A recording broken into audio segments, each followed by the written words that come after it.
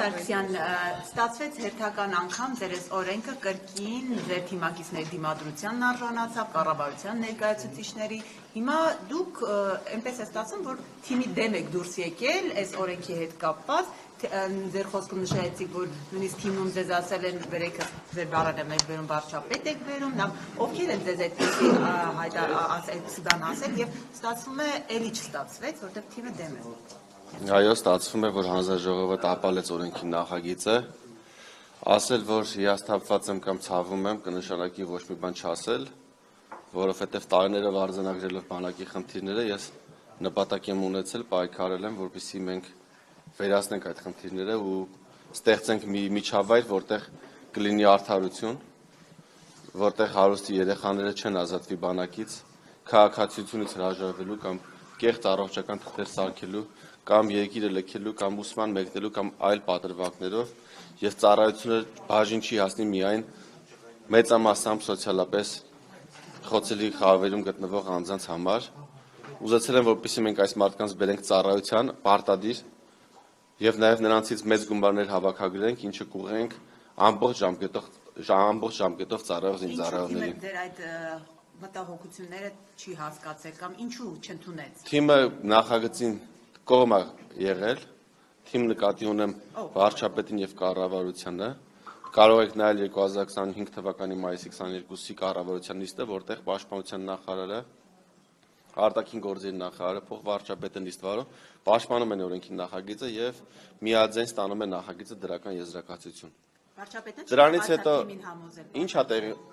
կարճ ասեմ ինչա տեղի ունեցել նախագիծը որը որ դրական եզրակացությունը եկել է ազգային ժողով Քոչարյան Անդրանիկը ինձ ասել է ես գնում եմ Ամերիկա գամ խոսացել եմ կառավարություն նախարարի հետ բոլորը կողմ են շատ լավ նախագիծ է գնում եմ Ամերիկա գամ անցկացնենք նախագիծը ասել եմ պարոն Քոչարյան ջան եթե դու գնաս Ամերիկա այս օրենքը 6 ամսով հետաձգվելու է որովհետև մենք միջև նստաշրջանի ավարտը ժամանակ չունենք մենք պետք է այսօր նիստը անենք որ միջև ամառային զորակոչ այս խնդիրները լուծենք ամեն օր 8 հոգի քաղաքացիությունից հրաժարվում է եւս մի այդքանն էլ առողջական թղթերով են ազատվում այսինքն ամեն օր որ հետաձգվի մենք զորք ենք կորցնելու բացի դրանից եթե քանի արդեն քննարկումներ սկսել ենք մարդիկ տեմպը արագացնելու են այսինքն առողջական թղթեր սարքելու եւ քաղաքացիությունից հրաժարվելու տեմպը աճելու է հիմա մենք պետք է դա անենք ասես չէ ես գնում եմ Ամերիկա կամ նոր կանեմ առանցից նիստը չանեք ասել եմ խնդրում եմ մենք առանց քեզ մի հատ նիստ անենք կգաս երկրորդը իրար հետ կանենք ինքը ասեց չէ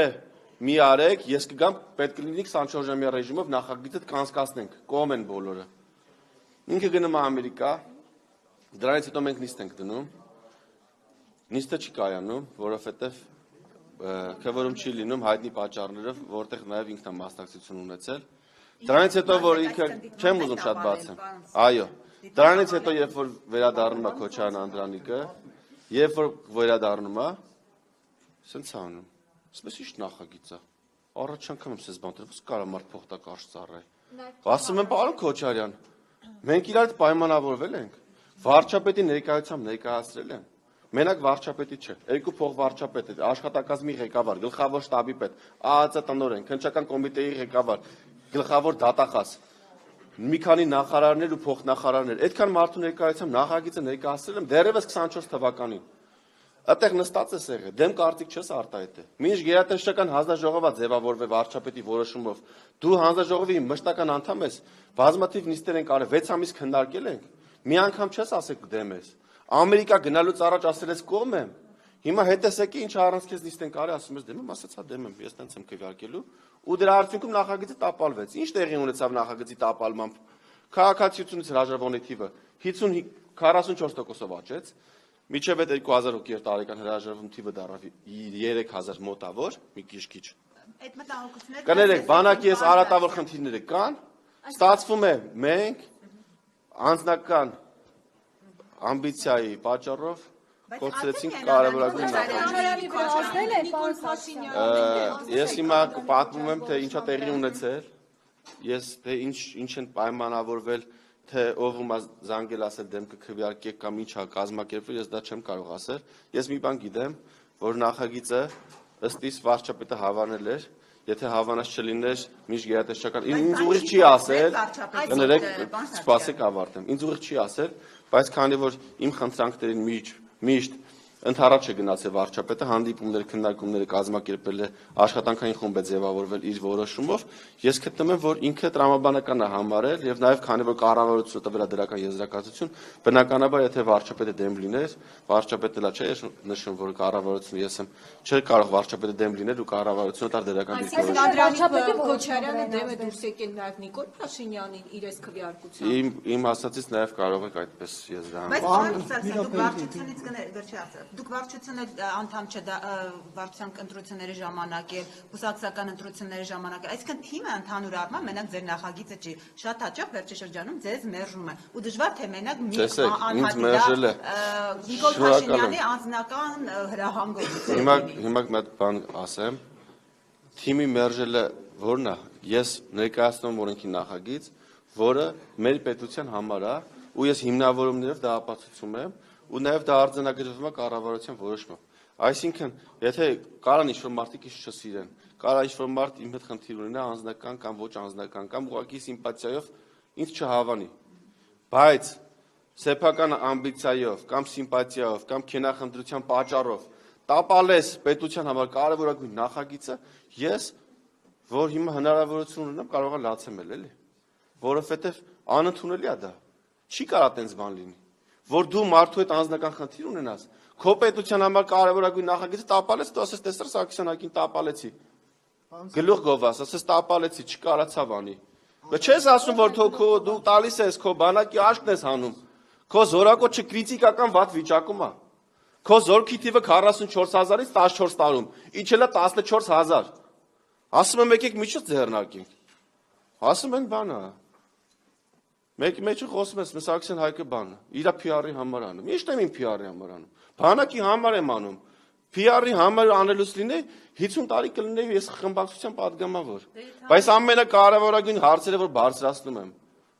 ինչի համար, հարաբերությունն է, չէ՞ փչանում դրա արդյունքում, նախարարների հետ, գործադիր իշխանության ներկայացուցիչների հետ հարաբերություն է փչանում, բնականաբար, որ մարդու խնդիրների մասին խոսում ես, հարաբերություն է փչանում, 2 տարի խնդրում եմ պաշտպանության նախարարին, ասում եմ բանակում շաբաթը մեկ է զորքը լողանում,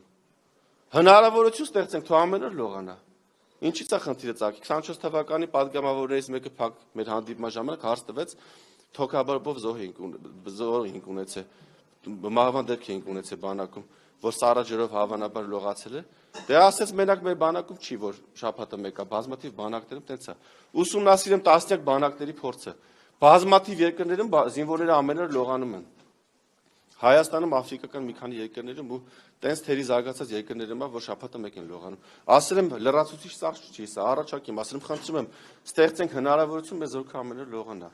Դե 2 տարի անցել է նույն վիճակն է։ Հա հիմա ունենք որոշ տեղեր, նոր կառուցված տեղեր, բայց փոքր տոկոսակազմը, որ զորքը կարող է ամեն օր լողանա։ Բայց մեծամասամբ մեր տեղեքը շաբաթը մեկ են լողանում։ Դե թող պաշտպանության նախարարության ղեկավար կազմը շաբաթը մեկ լողանա։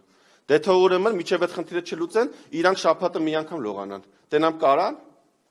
Բա մեր զորքի համար չի պիտի մենք լավ պայման։ Ես հիմա առաջ անգամ եմ հրապարակային ասում, ուղղակի այլ հնարավորություն էլ չունեմ իմ մեջս պահելու։ Ինչ չեն կարող բռնեն։ Երբ Ալեն Սիմոնյանն ասում է, որ Ադրբեջանն է մեր անվտանգության երաշխավորը։ Չեմ ուզում անդրադառնալ այդ հարցին։ Բայց Փաշինյանը կողմ է ձեր այդ նախագծին։ Վերջին ասուլիսի ժամանակ, երբ որ ձեզ էր անդրադարձել, նա բավականին կոշտ էր խոսում, ասում էր, որ հնարավորական գործեր հարուցեն, այսինքն ազդել են նրա։ Նման բան չի ասել վարչապետը։ Անցել է ամիսներ իմ նկատմամբ քրեական գործեր չի հարուցվել, որևէ քրեական գործ չկա։ Ոչ դեռ, ոչ էլ առաջիկա չկա նման բան, չի կարող հարուցվել։ Այսինքն եթե լինի, պետք է լինի հնարովի գործ։ Իսկ մեր պետությունում հեղափոխությունից հետո չի կարող։ Ես ամեն դեպքում հույս ունեմ, որ նման բան չի կարող լինի ու չկա տենց բան։ Խնդրում եմ տենց վերնագրեր մի դրեք, որ Սարգսյան Հայկը ասեց, չի կարող նման բան լինի, չկա, նման քննարկում չկա։ Վարչապետի տրամադրությունը ես առանձին հանդիպում չեմ ունեցել վարչապետի հետ։ Վարչապետի հետ իմ հարաբերությունների մասին խոսալու առիթ չգիտեմ ունեցել եմ թե չէ, մենք ունեցել ենք շատ ջերմ ընկերական մոտ հարաբերություններ մինչև 2018 թվականի մայիսը, երբ վարչապետը դարձել է հանրապետության վարչապետ։ Ես իրան համարել եմ ինձ հարազատ եղբայր։ իմ ավակ եղբայր ու մենք տենց ենք հարաբերվել։ Վարչապետ դառնալուց հետո այդ հարաբերությունը չի կարող շարունակվի, որովհետև եթե դու չես կարող քո ընկերոջը ամեն պահի զանգել, կապը կորում է ու այդ ընկերությունը չի կարող շարունակվի։ Ու ես դա բնական եմ համարում ու նորմալ եմ համարում։ Եթե առաջիկա 10, 20, 30 տարվա ընթացքում կլինի մի իրավիճակ, երբ Նիկոլ Փաշինյանը չլինի վարչապետ, մենք էլի կլինենք ընկերներ։ Այժմ մեր ընկերությունը փաստացի չի շարունակվում։ Այսինքն կա ընկերությունը, բայց չի շարունակվում։ Պարոն Սարգսյան, դուք նշեցիք, որ փակ նիստից մի մեջբերում արեցիք, ասեցիք ինձ ասում են ԿՊ ֆրակցիայում վարչապետ ես բերում մեր վրա, ով էր նման բան ասում։ Դա ինչ եղել է փակ նիստում, թող մնա փակ նիստում։ Արդեն կներեք։ Դե որովհետև պետք էր ասել, որպեսզի նման վերնագրերի տեղիք չտանք, որպեսզի մարդիկ չգնան ասեն Հայկը Դուսայեք է Նիկոլ Փաշինյանի դեմ, ինչ որ փորձեն ինտրիգներ սարքին եւ այլն։ Դրա համար եմ դա ասել։ Հարցով ում էին ակնարկում, որ կողմերին վարչապետ է տանում։ դաստիարակություն Ինչի մասին։ պատասխանեք։ Նարեկ ջան, Կներեք, դա այդ հարցին արդեն պատասխանել է։ Սարգսյան, հիմա դուք երբ այսպես ինչ որ փակնիստից մեր բանակի մասին, զինվորները չեն լողանում, դուք որ այդպիսի բաներ հայտարարեք, ամեն դեպքում դա տեղեկատվության, անվտանգության հարց չի, գուցե մեր թշնամիները լսում են, Շատ լավ, կարևոր հարց եք տալի։ Ինչքան էլ որ Հիմա ասեմ, 19 թվին, երբ որ ես ասում էի 44-ից դարել 25, գլխավոր շտաբով, տանով, պաշտպանության նախարարությունով, վայեստա թշնամին կիմանա, մեր թիվը պակասել է, այս ինչ անում Սարգսյան Հայկը եւ այլն, ես ասում եմ խնդիր ունենք, պիտի բարձրաձայնենք, որ լուծենք։ Եթե դու խնդիրը չես բարձրաձայնում, դու չես կարող լուծել։ Հետո ինչ դարավ, կներեք, մի քանի ամիս հետո ինչ տեղի ունեցավ։ Տեղի ունեցավ 2020 թվականի աղետալի պատերազմը, ու պատերազմից հետո նաեւ պաշտպանության նախկին նախարարը ինչ ասել։ Ասելա որ ամբողջ պատերազմի ընթացքում Ադրբեջանը ափի մեջ, ասենց 24/7 ռեժիմով հետևել է ամբողջ տեղաշարժը։ Այսինքն իմացել է, որ տեղա պաշտպանության բանակի հրամանատարը խոցել է, որ դեն տեղակալները խոցել։ Այսինքն ոչ միայն բացարձակ թվերով է իմացել, այլ անվանական իմացել է հրամանատարների, բանակի ղեկավարության, կարևոր ստորաբաժանումների գտնվելու վայրերը ու տիրախային խոցումներ արել։ Այսինքն այն միտքը, որ վայ թշնամին կիմանա, դա փլվել է 2020 թվականին, որովհետև թե մեր զորքի տեղակայման վայրերը, թե սնուցման ճանապարհները, թե դիրքերը եւ այլն, բոլորը դիտարկվել են, դիտարկվում են եւ դիտարկվելու են, այսինքն այդ միտքը, որ այ խոսում է բանակի մասին, հեսա գաղտնիությունով մենք մի վիճակը կվատանա, վիճակը քրիտիկական արդեն վատացել է 2020 թվականին դա ֆիքսվել է ու նաեւ այդ քննիչ հանձնաժողովը որ ստեղծվել է 44-արյա դրա ընթացքում դրա մասին խոսացել ենք որ թշնամին սաղ իմացել է։ Պարոն Սարգսյան, դուք նաև նիստի ժամանակ նշեցիք, որ մի դպրոցի դասարանում բոլոր տղաները բացի մեկից հրաժարվել են Հայաստանի քաղաքացիությունից, դա ոչ դպրոցն է։ Ես չեմ ուզում նշեմ падգամավորի անունը, որպեսզի դասարանում խնդիրներ չառաջանան։ Դա ոչ դպրոցում է։ Դպրոցն էլ չեմ ցանկանում նշել։ Դա խնդրարույց է, այսինքն Դա խնդրարույց է, դա միակ դեպքը չի։ ինչ որ բան։ Դա միակ դեպքը չի։ Բազմաթիվ դասարաններ կան, որտեղ դպրոց ավարտելուց հետո որևէ մեկը չի զորակոչվում բանակ։ Եթե ծանոթներ ունեք հատկապես էլիտար համարվող դպրոցներում, մի հատ կարակ հարցումներ անեք, ասեք, այ օրինակ 25 թվականին ձեր դպրոցից քանի հոգի է, քան տղա է ավարտել դպրոցը, քանիսն է գնացել բանակ։ Այսինքն սխեմա է, բոլոր։ Այսինքն սխեման հետեւյալն է, ովքեր որ փող ունեն,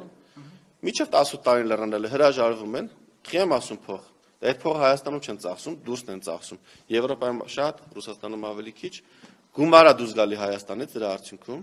այդ տղեկն են դուրս գալիս մեր պայստազորից, հաշվառումից ընդհանրապես, ու մենք կորցնում ենք եւ իրենց գումարները եւ ամեն ինչ։ Ես առաջարկել եմ այս սխեման փակենք ու շուրջ տանք, որ այդ գումարները ոչ թե հոսեն Հայաստանից դուրս, այլ գան հոսեն ծառայող տղաների գրպանները։ Տեսեք ոնց է, հիմա տարեկան 3000, հիմա ասեմ, խնդրահարից չէ։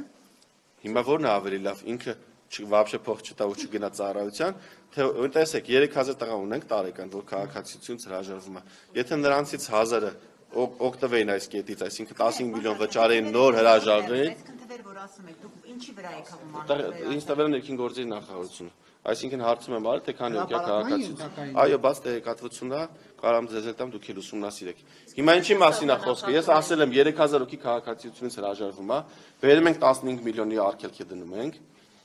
Կամ էլ ասում ենք 15 միլիոնը դուք մի ամիս ծառայ, այսինքն դու ես որոշում 15 միլիոն տալիս ես հրաժարվում ես ու չես ծառայում, կամ նույն 15-ը տալիս ես գալի մի ամիս ես ծառայում, ու սրա արդյունքում եթե մեզ հաջողվեր է 3000-ից 1000-ի բերել ծառայության 1000-ով ավել զորակոչ կունենայինք եւ մեր զորացրվողները ամեն մեկը 1.5 միլիոն կստանային, այսինքն որտեղ մենք տարեկան մոտավորապես 10000 զորացրվող ենք ունենում, կհավաքագրվեր 15 միլիարդ, որը բաժանվելով ամեն մեկը կստանար 1.5 միլիոն։ Այսինքն այնտեղ են ով որ գալիս է հաջորդ օրվանից սկսում է բանվորություն անել, կունենար 15 միլիոն, կգնար ժող ինստիտուտում կսովորեր կամ նոթբուք կառներ, IT մասնագետ կդառնար, այսինքն իր կյանքը ինքը կկազմակերպեր, կամ ինչ-որ արհեստով կսկսեր զբաղվել, զոդող կդառնար մասնագետ, զոդման ապարատ կառներ ու իր կյանքը կկազմակերպեր, այսինքն չէր լինի ինքը սևագործ բանվոր, որպեսզի իր օրվա փողը վաստակի, այլ ինքը կունենար կյանք մտնելու մեկնարկային գումար։ Հիմա մեր գործընկերները որոշեցին, որ պետք չէ այդ հնարավորությունը տանք։ Պետքա թողենք ոնց որ կա։ Այսինքն էլիտար պրոստերում էլի շարունակեն բոլորը քաղաքացիությունից հրաժարվեն,